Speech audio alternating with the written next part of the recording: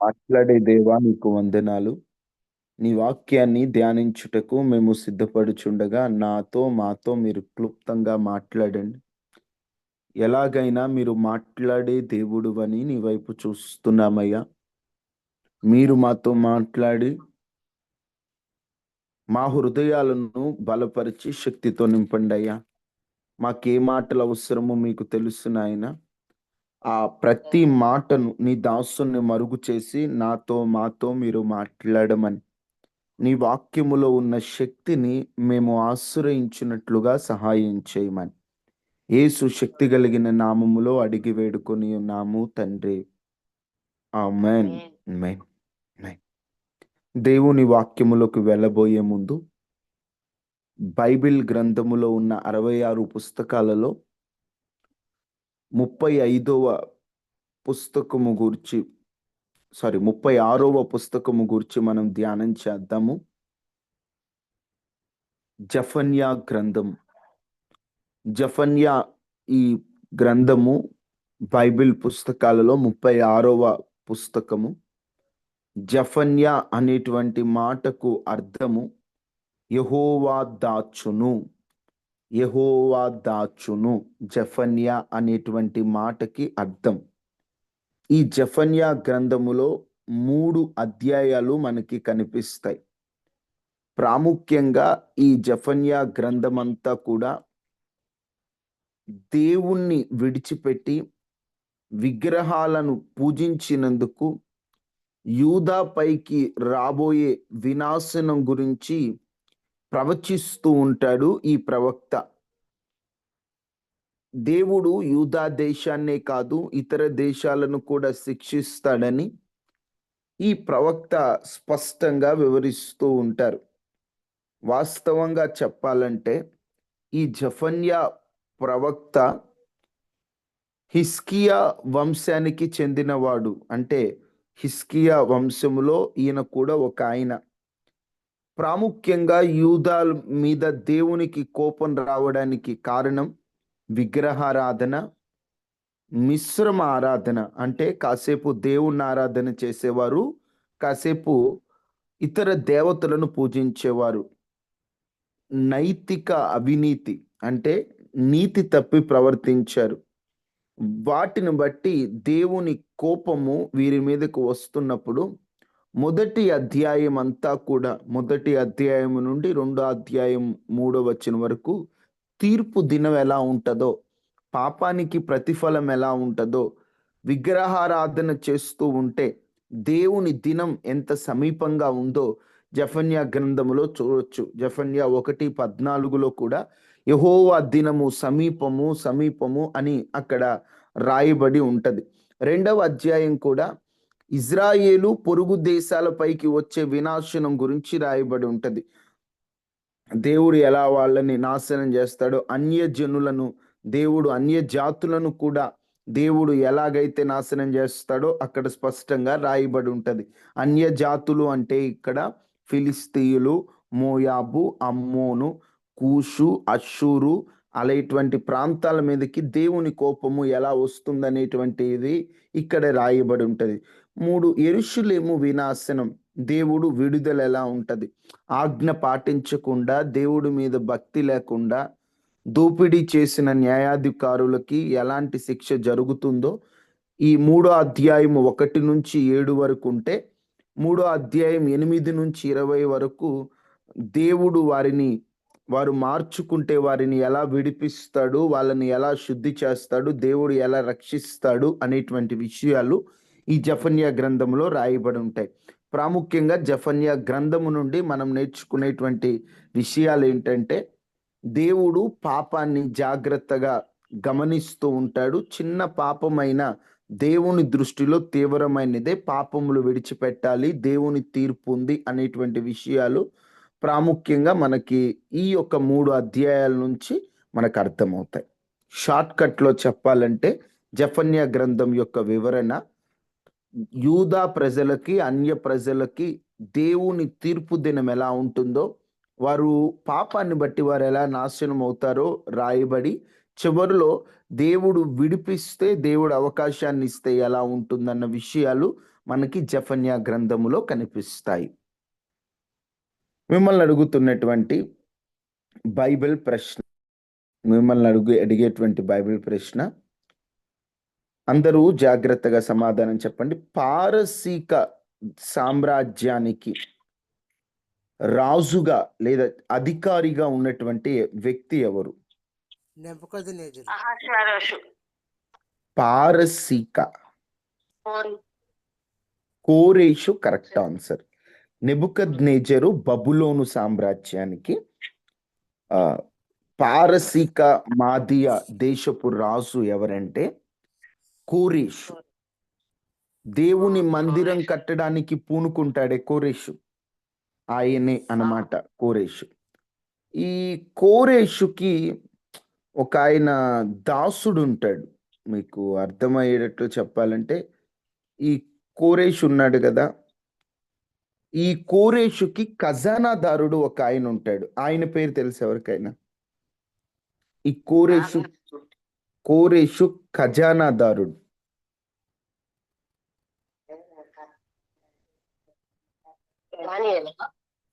పారసీక రాజైన, మీకు ఒక్క మాటలో 2 జవాబులు దొరకాలంటే ఎజ్రా గ్రంథం 1:8 చూడండి.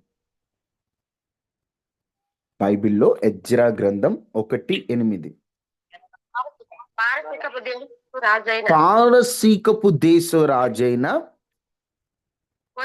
కోరేషు. అర్థమవుతుందా? పారసీక అనేటువంటి సామ్రాజ్యానికి రాజు ఎవరు? కోరేషు. తన ఖజానాదారుడైన మిత్రిదాతు ద్వారా వాటిని బయటకు తెప్పించి. అంటే కోరేషు ఖజానాదారుడు ఎవరు? మిత్రిదాతు అనేటువంటి ఆయన కోరేషు ఖజానాదారుడు. ఒక్కొక్కసారి కొంచెం కష్టంగా మిమ్మల్ని అడగడానికి కారణం, మీరు తెలుసుకుంటారని. అన్నీ తెలిసినవి అడిగామనుకోండి, మాకు అన్నీ తెలుసు కదా అన్నట్లుంటారు. కొన్ని కొత్తగా తెలుసుకోవడానికి కొంచెం డెప్త్గా అడుగుతున్నాను. పారసీక రాజు కోరేష్ అయితే, కోరేషు ఖజానాదారుడు మిత్రిదాతు. ఇక దేవుని వాక్యాన్ని వినడానికి మనం సిద్ధపడదాము. అందరూ నా మాటలు గమనిస్తున్నారా? నేను ఒక్క ప్రశ్న మిమ్మల్ని అడగాలనుకుంటున్నాను. మీలో ఎంతమంది దేవుని మాటను యథార్థంగా నమ్ముతారు? మేము నమ్ముతామయ్యా అన్న వారందరూ ఒక్కసారి మ్యూట్లో నుండి తీసి హల్లెలూయా అని ప్రభుకి స్తోత్రాలు చెప్తారా?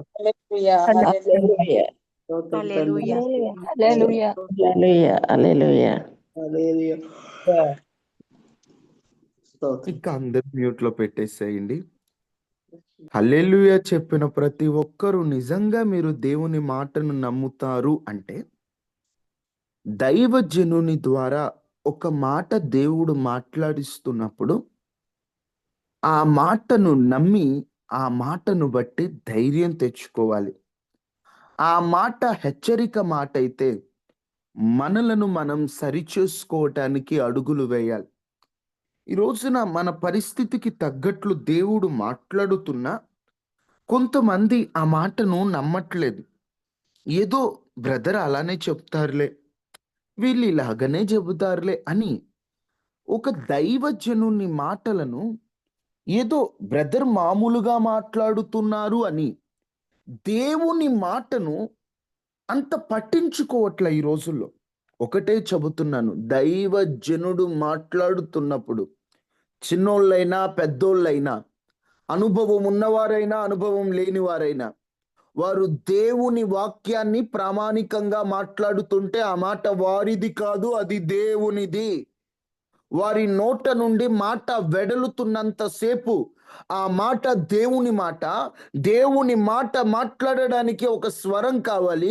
ఆ స్వరమే సేవకునిది అయినది తప్ప ఆయనదంటూ ఏమీ లేదు. ఇది సేవకుని మాట కాదు, ఇది జీవము కలిగిన దేవుని మాట అని నీవు విశ్వసించాలి. ఎప్పుడైతే నువ్వు అలా విశ్వసిస్తావో నీ జీవితంలో గొప్ప ఆశీర్వాదాన్ని నువ్వు అనుభవించగలుగుతావు. నీ జీవితంలో దేవుని మాటకు విధేయురాలిగా నువ్వు ప్రవర్తిస్తావు. నిజంగా దేవుని మాటను నమ్మితే ప్రతి మాటను గుర్తుపెట్టుకో, ప్రతి విషయాన్ని వ్రాసుకో. నీ పరిస్థితికి తగ్గట్టు ప్రభు మాట్లాడుతున్నట్లయితే ఆ పరిస్థితులు నువ్వు ఎలా ప్రవర్తించాలో నేర్చుకో.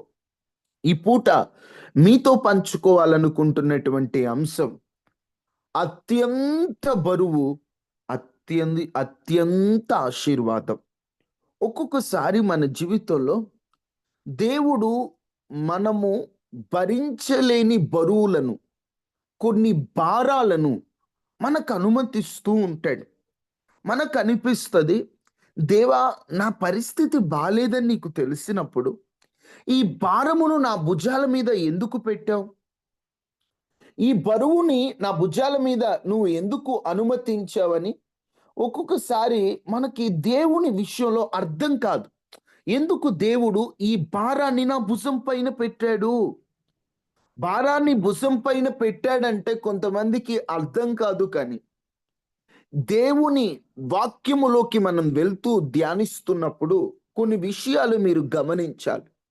ఒకవేళ నీ జీవితం కూడా నిజంగా అలాగనే ఉందంటే ఆనాడు ఆ అత్యధిక బరువే వారి అత్యధిక ఆశీర్వాదానికి కారణమైనట్లుగా, భరించలేని భారముతో నువ్వు ఉన్న నీ భారమే నీ ఆశీర్వాదానికి పునాదిగా మారబోతుంది. చూడండి దేవుని వాక్యములో నుండి మత్తయి సువార్త 21వ అధ్యాయం 5వ వచనాన్ని క్లుప్తంగా చదువుకుందాం. ఇదిగో ఇదిగో నీ రాజు సాత్వికుడై నీ రాజు సాత్వికుడై గాడిదను భారవాహక, ఈ మాటలు అండర్లైన్ చేసుకోండి, భారవాహక పశువు పిల్ల అయిన చిన్న గాడిదను ఎక్కి నీ యొద్దకు వచ్చుచున్నాడని సియోను కుమారితో చెప్పుడి అనునది. ఇక్కడ ఓ గాడిద పిల్లుంది. అది పెద్ద అనుభవం కలిగినటువంటి గాడిద కాదు, అది గాడిద పిల్ల మాత్రమే. ఆ గాడిద పిల్ల భారవాహక అంటే భరించలేని భారాన్ని మోసేటువంటి ఒక వాహనంగా అది నడిపించబడింది. వాస్తవంగా చెప్పాలంటే పెద్ద గాడిదలైతే కాస్త బరువు ఎక్కువ మోయగలవు. కానీ ఇప్పుడు భారవాహక పశుపిల్ల అయిన చిన్న గాడిద అది భరించలేని భారాన్ని ఒక భుజాల మీద, ఒక మాటలో చెప్పాలంటే తన మీద వేసుకొని మోసేటువంటి గాడిద పిల్ల. ఇప్పుడు ఆ చిన్న గాడిద పిల్ల మీదకి ఎవరెక్కారు? యేసుక్రీస్తు ప్రభు ఎక్కారు. యేసుక్రీస్తు ప్రభు ఆ చిన్న గాడిద మీదకి ఎక్కినప్పుడు యేసు ప్రభు అనేటువంటి వ్యక్తి మామూలుగా ఆలోచిస్తే ఆ గాడిదకి భారమ సులభంగా ఉంటదా? యథార్థంగా చెప్పండి. అది ఎట్లయినా యేసుక్రీస్తు ప్రభు అయినా మనిషి రూపంలో ఉన్నాడు, 33.5 సంవత్సరాల మంచి యవనుడు కాబట్టి ఆయన ఆ గాడిద పిల్ల మీదకి ఎక్కినప్పుడు ఆ గాడిద పిల్లకి ఆయన భారం, మోయలేని భారం. ఎందుకంటే అది పశు పిల్ల, అదేం పెద్ద గాడిద కాదు, అనుభవం కలిగింది కాదు. భార వాహనంగా అది పిలువబడింది. కానీ యేసుక్రీస్తు ప్రభు ఆ గాడిద పిల్ల మీద ఎక్కినప్పుడు భరించలేని భారం, నేను ఈ భారాన్ని మోయలేను, నా వల్ల కాదు అని దులుపుకొని, వామ్మో ఎక్కడ మోస్తారండి, నా వల్ల కాదండి అని దులుపుకొని గనక వెళ్ళిపోతే గాడిదకి అంత ఆశీర్వాదం వచ్చేదా? మట్టల ఆదివారం అంటే గుర్తొచ్చేది గాడిదే. ఆనాడు గాడిద వస్తుందంటే కింద కొత్త బట్టలు పరిచేవారు గాడిద నడుస్తుంటే. ఖర్జూరపు మట్టలు చేతబట్టుకొని హోసన్నా హోసన్నా అని గాడిదకు కూడా యేసు ప్రభువును బట్టి విలువ వచ్చింది. అంత విలువ దానికి ఎప్పుడు వచ్చింది? భారాన్ని భరించినప్పుడు వచ్చిందా? భారాన్ని వదులుకున్నప్పుడు వచ్చిందా? భరించినప్పుడు. భరించినప్పుడు. ఈరోజు మన జీవితంలో కూడా కొన్ని భారాలను మనం వదిలించుకుందాం అనుకుంటున్నా దేవుడు ఎందుకో అనుమతి ఇవ్వట్లేదు. మన భుజాల పైన పెట్టాడు. అది కుటుంబ భారమైన, అది కొందరు పెద్దల భారమైన, అది బంధు భారమైన, ఏ భారమైనా నీ భుజాల మీద దేవుడు పెట్టాడు. ఇప్పుడు ఈ భుజాల మీద దేవుడు ఈ భారమును పెట్టి నిన్నేమంటున్నాడంటే ఆ భారాన్ని కొంతకాలం నువ్వు అలాగనే ఆ భారాన్ని అనుభవించు. నీ అత్యధిక భారమే నీ అత్యధిక ఆశీర్వాదానికి పునాదిగా మారుతుంది. హెబ్రీ 12:2లో ఒక మాట ఉంటది. మనము కూడా ప్రతి భారమును మోయలేని భారమునట యేసు వైపు చూచుచు మన ఎదుట ఉంచబడిన పందెములో ఓపికతో పరిగెత్తాలట. ఈరోజు ఏ భారముతో నువ్వు ఉదయకాల ప్రార్థనలో పాల్గొన్నావో, ఈ వాక్యాన్ని వింటున్నావు, ఎన్నోసార్లు నా నుండి ఈ భారాన్ని తొలగించయ్యా నువ్వు అనుకున్నావు. నీకు తెలియని విషయం ఏంటంటే నీకు భారముగా కనిపిస్తున్నదే నీ ఆశీర్వాదానికి పునాది. అదే ఈరోజు వర్తమానం. ఒక్కోసారి మనకు అసలు ఏ భారము లేకుండా ప్రశాంతంగా ఉండాలనిపిస్తుంది. భక్తుడైన దావీదు 55వ కీర్తన 6వ వచనంలో చెప్పినట్లు, ఆహా, గువ్వవలే నాకు రెక్కలున్న ఎడల నేను ఎగిరిపోయి నెమ్మదిగా ఉండునే. ఈ భారాలు ఈ బరువులు నా వల్ల కాదే. గువ్వకి ఎలా రెక్కలుంటాయో నాకు అలా రెక్కలుంటే నేను పోయి ఎక్కడన్నా ప్రశాంతంగా ఉంటాను. త్వరపడి దూరంగా పోయి ఈ గాలిని సుడిగాలిని తప్పించుకొని ప్రశాంతంగా ఉంటాను అనుకున్నాడు. కానీ ఏం చేస్తాం, ఒక్కోసారి మనకి అదే అనిపిస్తుంది. ఈ గోలెందుకు, ఈ భారాలు ఎందుకు, దేవుడు ఎందుకు అనుమతించాడా? ప్రశాంతంగా నా పాటికి నేను బ్రతుకుతాను, ఒక్కడనే ఎటన్నా వెళ్ళిపోతాను, ఒక్కదాన్నే ఎటన్నా వెళ్ళిపోతాను, నా వల్ల కాదు ఈ భారం, నేను భరించలేని ఈ భారం అనుకుంటావు.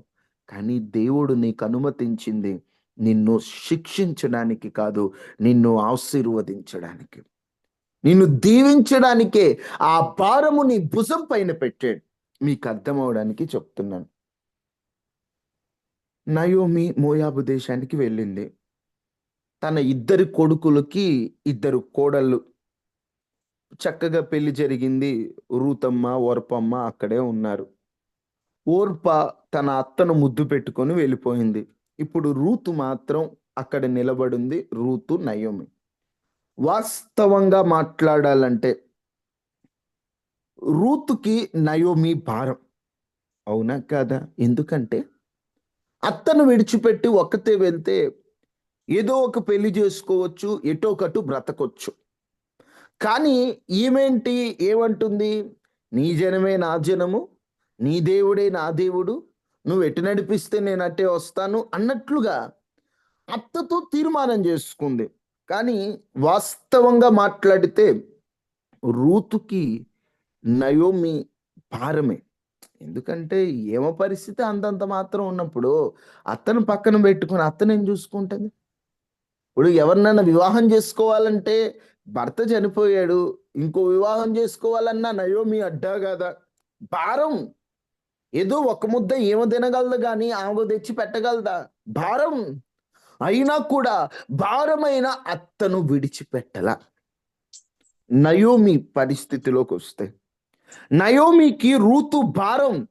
ఆ ఒక్కతే ఎవరొకరు పెడతారన్నాం, సొంతూరు కాబట్టి యెరూషలేములో. కానీ రూతుకి ఎవరు పెడతారు? రూతుని ఎవరు చూసుకుంటారు? నయోమికి అయితే ఒక ముద్ద పెట్టగలరేమో, కానీ నయోమికి పెట్టి నయోమి కోడలికి పెట్టలేరు కదా. రూతుకి లోక ప్రకారంగా నయోమి భారం, నయోమికి రూతు భారం. కానీ వారిద్దరూ కోడలని అత్త భారం అనుకోలా, అత్తని కోడ భారం అనుకోలా. నా బాధ్యత ఇది అనుకున్నారు కాబట్టే రూతు ఆశీర్వదించబడడానికి ఓ కారణం నయోమి అయింది.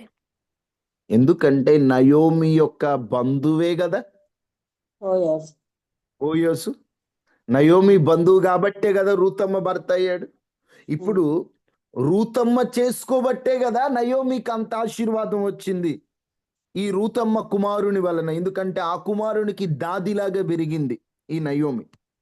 ఇప్పుడు మీరు ఇక్కడ గమనిస్తే పరస్పరంగా రూతును బట్టి నయోమికి బ్లెస్సింగ్, నయోమిని బట్టి రూతుకు బ్లెస్సింగ్. అవునా కదా? ఈమె పెళ్లి చేసుకోకపోతే, రూతమ్మ పెళ్లి చేసుకోకపోతే నయోమికి అంత ఆశీర్వాదం రాదు. నయోమి చుట్టం కాకపోతే అసలు బోయోజు రూతు దగ్గరకు వచ్చేవాడు కాదు. అంటే అట్లా మొత్తం రౌండ్ తిరిగి నయోమి రూతును బట్టి ఆశీర్వాదం, రూతుకి నయోమిని బట్టి ఆశీర్వాదం, ఒకరొకరు ఆశీర్వదించబడ్డారు. భారమైన వారు బాధ్యతగా భావించారండి. ఇద్దరు ఆశీర్వదించబడ్డారు, ఇద్దరు దీవించబడ్డారు. ఈరోజు నీ జీవితంలో కూడా కొందరు నీకు భారంగా అనిపిస్తూ ఉండొచ్చు. ఆ భారాన్ని బట్టి వారిని వదిలించుకుందామని నువ్వు అనుకోవద్దు. ఈరోజు చాలా మంది కోడళ్ళకి అత్త భారం. ఏంటండి, మనం ఎప్పుడు పెడతాం వేరు కాపురం, ఎప్పుడు మీ అమ్మను పంపించేద్దాం, ఎప్పుడు వాళ్ళని పంపించేద్దాం. ఎందుకంటే భారం. నేను ఒకటే అంటాను, దేవుడు నీకు ఒక బాధ్యతనిచ్చినప్పుడు వారు ఎలాంటి వాళ్ళైనా అవని. మత్త సంగతి మీకు తెలియదు బ్రదర్, ఆమె గయ్యాలి. మత్త సంగతి మీకు తెలియదు బ్రదర్, మా వదిన సంగతి మీకు తెలియదు బ్రదర్, వారంతా కనబడినంత మంచోళ్ళు కాదు, వారు మా భర్త మనసు మార్చేస్తున్నారు, వారు ఇలాంటి వాళ్ళు అలాంటి వాళ్ళు ఎన్నో ఉన్నాయి. కానీ ఒకటి గుర్తుపెట్టుకో, అది నీకు భారమే. కానీ నువ్వు బరువుని ప్రభు వైపు చూస్తూ సులువుగా చిక్కులు పెట్టేటువంటి పాపం వైపు చూడకుండా ప్రతి భారమును ప్రభు వైపు చూస్తూ ఓపికతో పరిగెత్తు. ఆ భారమే నీ ఆశీర్వాదానికి పునాదిగా మారబోతుంది. నిజమేనండి. ఈ రోజున తల్లిదండ్రులు నీకు భారమైపోయారా? వాళ్ళని భారంగా వదిలించుకోవద్దు, వారిని ప్రేమించు, అదే నీకు ఆశీర్వాదం. కొన్ని భారాలు నీకు అనిపిస్తుంది, బ్రదర్ నాకు వచ్చే శాలరీ తక్కువ, నా కుటుంబ పోషణ తక్కువ, నేను ఎలా వారిని చూసుకోవాలంటే, భారమైన నువ్వు వారిని ప్రేమించు, భారమైన నువ్వు వారిని భరించు. దేవుడు నిన్ను దీవించబోతున్నాడు. ఇంగ్లీష్లో ఒక మాట ఉంటుంది, your greatest burden is your greatest blessing అని. అంటే నీ అత్యధిక బరువు నీ అత్యధిక ఆశీర్వాదానికి ఒక పునాదిలా ఉంటదేమో. ఈ రోజున నీ పరిస్థితి కూడా ఇలాగనే ఉందా? రూతమ్మకి నయోమి ఎంత భారమో నీకు కూడా నీ కుటుంబ సభ్యులు అంత భారంగా అనిపిస్తున్నారా? ప్రభు వైపు చూడు, ప్రభు వైపు చూడు. దేవుడే నీ పక్షాన ఉంటాడు, దేవుడే నీకు తోడుగా ఉంటాడు. ఇలా చెప్పుకుంటూ పోతే ఒక్క ఉదాహరణ కాదండి, వాళ్ళ భారమే వారి ఆశీర్వాదానికి పునాది వేసింది ఒక్క ఉదాహరణ కాదు. మరియమ్మ ఉన్నారు, దేవదూత దర్శనంలో మాట్లాడి సడన్ షాక్, నీవు గర్భవతివే. ఒక మాటలో చెప్పాలంటే మరియా ఆ గర్భ భారం పెరిగే కొద్దీ రిస్క్ పెరుగుతుందా తగ్గుతుందా? పెరుగుతుంది. రిస్క్ పెరుగుతుంది. ఎందుకంటే నీ కడుపులో బిడ్డ ఏంటి, ఎవరు అసలు ఎలాగా వాస్తవంగా అప్పుడు ఎవరైనా వ్యభిచారం చేస్తూ పట్టబడితే రాళ్ళతో కొట్టాలి. ఇప్పుడు మరియ గర్భం ధరించింది, ఆమెను రాళ్ళతో కొట్టే అవకాశాలు ఉన్నాయి, తప్పుగా మాట్లాడే అవకాశాలు ఉన్నాయి, దూషించి ద్వేషించి తప్పుగా కానీ ఈ భారం, ఆమె బరువు పెరిగే కొద్దీ ఎవరూ ఆమెను చేరదీసినట్టు లేదు. ఒక్క ఎలిజబెత్ దగ్గరికి వెళ్ళింది తప్ప ఎవరు ఆమెను చేరదీల. భారం అయినా నమ్మో నా వల్ల కాదు, కన్యక గర్భవతి అయితే ఏంటి ఏంటి ఎంత దారుణంగా ఉంటది, అమ్మో ఈ భారం నేను మోయలేను, నా వల్ల కాదు అని మరియమ్మ గారు ఆ భారాన్ని వదిలించుకున్నారా? ఆ భారాన్ని ప్రక్కన పెట్టారా? లేదు. కొంచెం భారమైన అలాగన తల వంచిందండి. జనాభా లెక్కలకి వెళ్తే కనీసం వారికి సత్రములో స్థలము దొరకలేదు. వారు ఎంతో ఇబ్బందులు పడ్డారు. భారం ఎంత భారం అండి, అయినా కూడా ఓపికతో భారాన్ని భరించింది. ఇప్పటికీ ధన్యురాలిగా కొనియాడబడుతూనే ఉందండి మరియ గారంటే. క్రిస్మస్ కాలం గుర్తొచ్చిందంటే మనకి యేసు ప్రభు తర్వాత గుర్తొచ్చేటువంటి వ్యక్తి మరియమ్మ గారు. యేసు ప్రభువును బట్టి మరియమ్మ గారి విలువే మారిపోయింది, ఆమె స్త్రీలలో ధన్యురాలైపోయింది. 9 నెలల భారం ఆమె భూమి ఉన్నంత కాలం ఆమె పేరును తలుచుకుంటూనే ఉంటారు. ఆమెని ధన్యురాలు అంటూనే ఉంటారు. గొప్ప ఆశీర్వాదం ఆమె అనుభవిస్తూనే ఉంది. ఆ భారం ఆమెకు ఆశీర్వాదం అవలేదా? యోసేపు ఉన్నాడు. యోసేపు మరియ గర్భవతి అని తెలిసింది. ఆమెను అవమానించడం ఎందుకు, రహస్యంగా ఆమెను విడిచిపెట్టేద్దాం అనుకున్నాడు. ఎందుకంటే భార్య గర్భవతిగా ఉంటే లోకం ఎలా మాట్లాడుతుందో తెలుసు. చాలా చక్కగా ఆలోచించి ఆమెను విడిచిపెడదాం అనుకున్నాడు. సడన్ గా దేవుని దూత దర్శనం ఆమెను నువ్వు చేర్చుకోమన్నప్పుడు భారం యోసేపుకి మరీ భారం కదా. అరే మీ ఇద్దరు దూరంగా ఉన్నారు కదా, ఆమె ఎలా గర్భం ధరించింది, నువ్వెందుకు ఆమె పక్కన ఉన్నావని మగ మనిషిని ఎన్ని మాటలు భారం యోసేపుకి మరీ భారం. కానీ భారముగా భావించగా బాధ్యతగా భావించాడండి. ఏమైందంటే యోసేపు కూడా ఎక్కడికన్నా వెళ్తే నజరేయుడు యేసుక్రీస్తు యొక్క తండ్రి కదైనా, యోసేపు కుమారుడు కదా ఆయన అని యోసేపుకి ఘనత వచ్చిందండి. భారాన్ని ఆయన భారంగా భావించలా బాధ్యతగా భావించాడు. ఎంత దీవెన పొందాడో కదా, ఎంత ఆశీర్వాదం పొందాడో కదా. ఈరోజు నీ జీవితం కూడా అంతే. కొన్ని భారాలు నువ్వు మోయలేని పరిస్థితిలో, నా వల్ల కాదు, నాకు చేత కాదు, అమ్మో అయ్యో అంటున్నావు. కానీ ఆ భారమే నీ ఆశీర్వాదానికి పునాది అవుతుంది.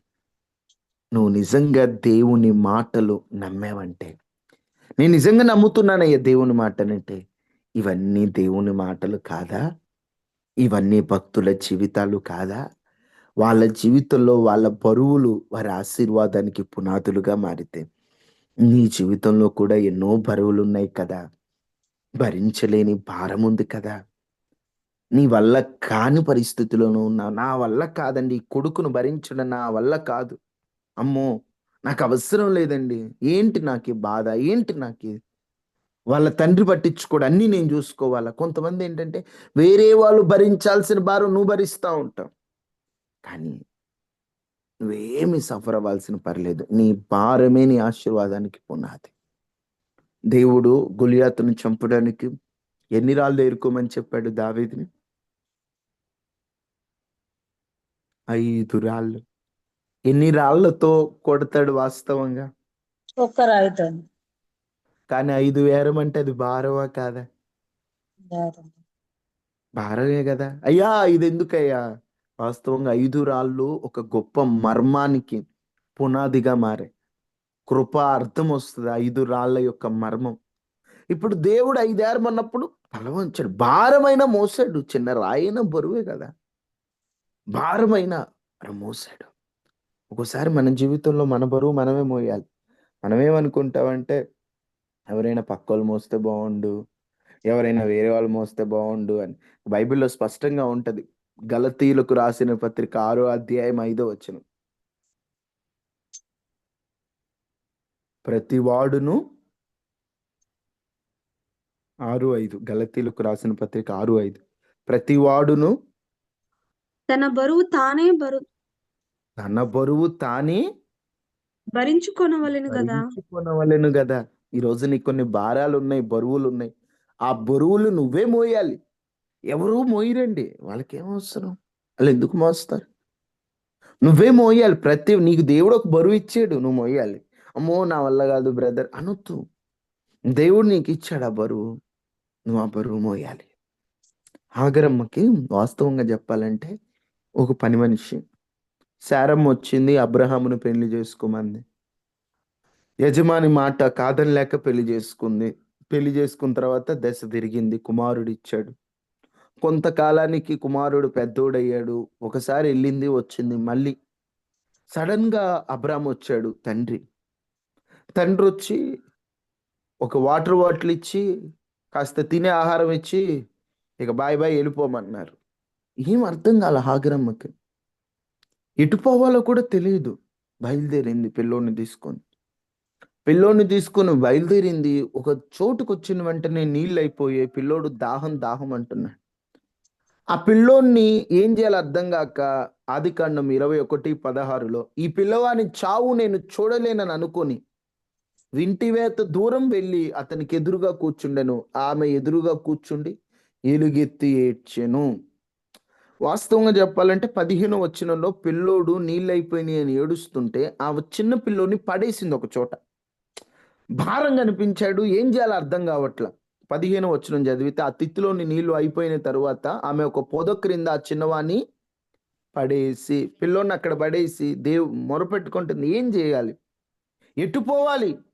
పిల్లోడు దాహం దాహం అని అల్లాడుతున్నాడే. ఏం చేయాలి పిల్లోడి దాహం తీర్చడానికి? నా పరిస్థితి ఏంటి? నా జీవితం ఏంటి అనుకుంటే దేవుడు ఆమె పడవేసిన దేవుడు ఆ చిన్నవాణ్ణి మొరవిన్నాడు. తల్లి భారం అనుకొని పిల్లోని పక్కన పెట్టిందేమో కానీ తల్లికి భారమైన దేవునికి ఎప్పుడూ భారం కాదండి. ఒక్కోసారి మన జీవితాల్లో మనం అందరికీ భారం అవ్వచ్చేమో కానీ దేవునికి ఎప్పుడు భారం కదా. ఆ తల్లి ప్రేమ కలిగిందే కాదనట్లే, కానీ పిల్లోని పడేసి ఏడుస్తుంది, ఎలుగెత్తి ఏడుస్తుంది. చిన్నోడు మొరిన్నాడట. ఒంటరిగా పడుకొని ఉన్న దేవుడు ఆ పిల్లోని చూసి, ఆహరో నీకేమొచ్చింది? ఏమైందమ్మా నీకు? ఎందుకు ఏడుస్తున్నావు? ఏమొచ్చింది నీకు? ఆ చిన్నోడున్న చోటుకి ఎల్లు, నేను ఆ చిన్నవాడిని గొప్ప జనముగా చేస్తాను. ఆ చిన్నవానికి తోడై ఉంటాను. ఆ చిన్నవాని గర్భములో నుండి రాజులు వస్తారు. దాదాపు 12 మంది గొప్ప రాజులు వస్తారు. ఈ యొక్క చిన్నోడు ఇష్మాయేలు అబ్రాము ఇంట్లో ఉంటే ఎలా ప్రవర్తించాడో తెలుసా? వెటకారం ఆడుతూ, వెక్కిరిస్తూ. వాస్తవంగా ఆ చిన్నోడి ప్రవర్తన అబ్రాము ఇంట్లో ఉంటే తను ఒక పనుడిగా పడుండాల్సిన పరిస్థితి. ఎప్పుడైతే ఏమో తీసుకొచ్చిందో అతన్ని రాజులుగా, అతని గర్భములో నుండి రాజులు వచ్చేటట్లుగా దేవుడు దీవించాడు. ఇప్పటికీ ఆ ఇష్మాయేల్ ఆశీర్వాదాన్ని కొన్ని దేశాల వారు అనుభవిస్తూనే ఉన్నారు. అంటే అబ్రాముకి భారమని వదులుకున్నాడు, హాగరమ్మకు భారమైన భరించింది. వాస్తవంగా అబ్రాము కుమారుడు పిల్లలు లేరని వాళ్ళు కావాలనుకున్నారు. ఆ పిల్లోడి బరువు మోయాల్సిన బాధ్యత వాళ్ళది. ఆ పిల్లోడిని చూసుకోవాల్సిన బాధ్యత వాళ్ళది. ఆ పిల్లోడికి ఇవ్వాల్సిన బాధ్యత వాళ్ళది. ఆ పిల్లోడికి ఆస్తి ఇవ్వాల, ఏమి ఇవ్వాల, వాళ్ళు కావాలని ఆ పిల్లోని కన్నప్పుడు ఆ పిల్లోని చూసుకోవాలి కదా. ఆ పిల్లోని అలా వదిలేశారు. అలా వదిలేసిన అబ్రాము చేతులు దులుపుకున్నాడు, కానీ హాగరమ్మకు దప్పల. అబ్రాము దులుపుకున్నంత సులభంగా దులుపుకోలేకపోయింది. ప్రభు వైపు చూసింది. దేవుడు ఎంత ఆశీర్వదించాడంటే ఇష్మాయేలుని అంతగా దీవించాడు. ఈరోజు కొన్ని భారాలు వేరే వాళ్ళు మోయాలి, కానీ నువ్వు మోస్తున్నావు. వాస్తవంగా ఒక ఆమెకి 3 కొడుకులు ఉంటారు, 3 కోడలు సమానంగా చూసుకోవాలి, కానీ నువ్వే చూసుకుంటుంటావు ప్రతిదీ. అన్ని నీకే బరువు, అన్ని నీకే బాధ్యతలు, అన్ని నీ మీదే. నీకు అనిపిస్తుంది, ఏమిటి నా పరిస్థితి ఇలాగ? ప్రతిదీ బరువు నేనే మోయాలా? ప్రతి భారం నేనే మోయాలా? నాకు అర్థం కావట్లేదు. ఈ బరువు నా వల్ల కావట్లేదు. ఈ యొక్క నేను మోయలేనటువంటి బరువు, నేను భరించలేని భారమని నువ్వు ఒకసారి అనుకుంటావు. కానీ ఒకటి గుర్తుపెట్టుకోమ్మా, దేవుడు నీకు ఆ భారాన్ని అప్పగించాడంటే, దేవుడు నీకు ఆ బరువును అప్పగించాడంటే దేవుని ప్రణాళిక నీ మీద ఉంది కాబట్టి. కష్టంగా ఉన్నా తప్పదు తల్లి. ఆగరమ్మ, ఆమె చూడండి, ఆమె దగ్గర ఉన్నాడు, పక్కకి వెళ్ళాడు కాబట్టి ఇష్మాయేల్ ఆశీర్వదింపబడ్డాడు. ఒకవేళ ఇష్మాయేల్ అబ్రాము ఇంట్లోనే ఉంటే ఎలా మారేవాడు? ఎందుకంటే కొన్ని బరువులు, భారాలు మనం ఎందుకు మోయాల్సి వస్తుంది అంటే అది మన ఆశీర్వాదానికి పునాది. గుర్తుపెట్టుకోండి, ఎవరి బరువులు వారే మోయాలి, ఎవరి భారం వాళ్ళే మోయాలి. యెహోషువ గ్రంథం 4వ అధ్యాయం 5వ వచనంలో దేవుడు వాళ్ళకు ఒక మాట ఇచ్చాడు. యెహోషువ 4:5 వారితో ఇట్లా, నేను యొర్దాను నడుమనున్న మీ దేవుడైన యెహోవా మందసం ఎదుట దాటిపోయి ఇజ్రాయేలు గోత్రములు లెక్క చొప్పున ప్రతివాడు ఒక రాతిని తన భుజం మీద పెట్టుకొని తేవలెను. ఆనాడు ఆ యొర్దాన్ నదిలో వేయడానికి కొన్ని రాళ్ళు ప్రతి వాళ్ళు వాళ్ళ భుజం మీద పెట్టుకొని రావాలట. ఆ రాళ్ళే నిబంధన రాళ్ళగా, జ్ఞాపకార్థ రాళ్ళుగా మారే. ఎవరి రాయి వాళ్ళే భుజం మీద పెట్టుకోవాలి, ఎవరి బరువు వాళ్ళే మోయాలి. అదే వారి ఆశీర్వాదానికి పునాది అయింది ఆ రోజున. ఈరోజు నీ జీవితంలో కూడా భరించలేని బరువులాగా నీకు అనిపిస్తుంది. ప్రతి బరువు, అది ఏదైనా, ప్రభు వైపు చూడు. పందెములో ఓపికతో పరిగెత్తు. భరించలేని నీ భారాన్ని ప్రభు చూస్తున్నాడు. నీ భారం ఆయన తీసేసే రోజు ఒక రోజు. ప్రస్తుతం దేవుడు నీ కుటుంబ భారమైన, ఆర్థిక పరమైన భారమైన, సేవా భారమైన, దేవుడు నీకు ఏ భారాన్ని నీ మీద పెట్టినా ఆ భారాన్ని ఓపికతో భరించు. దేవుడు నిన్ను జ్ఞాపకం చేసుకుంటాడు. దేవుడు నీ చేయి విడిచిపెట్టాడు. దేవుడు నిన్ను వదిలిపెట్టాడు. నా వల్ల కావట్లేదయ్యా అన్నట్లు నీకు అనిపిస్తుంది. ప్రభు వైపు చూడు. పిలిచిన దేవుడు, అప్పగించిన దేవుడు అన్యాయంగా నిన్ను విడిచిపెట్టాడు. భరించలేని బరువుల్లోనూ ఉన్నావేమో. ఒకసారి ప్రార్థన చేసుకుందామా? అయ్యా, నిజమేనయ్యా, నా బరువు, నా కుటుంబ బాధ్యత బరువు నేను మోయలేని స్థితిలో ఉన్నానయ్యా. నా భారము భరించలేని విధంగా ఉందయ్యా. అయ్యా, నన్ను జ్ఞాపకం చేసుకోండి అయ్యా అని ప్రతి ఒక్కరూ ప్రార్థన చేసుకోండి. భరించలేని ఏ భారం, బరువు, నీ మీద ఉన్నటువంటి బరువు, అయ్యా నాకు ఈ బరువుని ఇచ్చారయ్యా, నేను ఈ బరువును మోయలేకపోతున్నానయ్యా, కానీ నువ్వే నాతో మాట్లాడావు. నిజమే.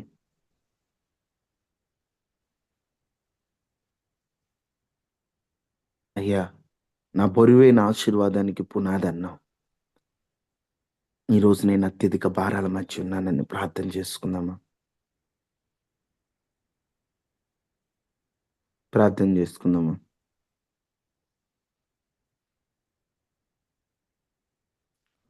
మహాపరిశుద్ధుడా, మహోన్నతుడా, మా జీవితాల్లో కొన్ని భారాలు మోయలేని, మా వల్ల కాని పరిస్థితుల్లో ప్రతి భారం ఆశీర్వాదానికి పునాదని మీరు మాతో కొందరు భక్తుల జీవితాల నుంచి మాట్లాడారు. వాళ్ళ జీవితాలు ఎలాగైతే ఆ బరువులను బట్టి ఆశీర్వదింపబడ్డాయి, మా జీవితాలు కూడా అలాగున ఆశీర్వదింపబడతాయని మీరు మాకు స్పష్టంగా, సూటిగా తెలియచేశారు. ప్రతి భారం ఆశీర్వాదానికి కొన్ని మోయలేక, కొన్నిసార్లు సనిగం, కొన్నిసార్లు నాకే ఎందుకు ఇలా అనుకున్నాం, కానీ అది నీ చిత్తమని మేము నమ్ముతున్నాం. మోస్తున్నామయ్యా, ఒకరోజు దీవిస్తావని నమ్మకమయ్యా. నిన్ను నమ్మిన పిల్లల్ని చెవిడవు కదయ్యా.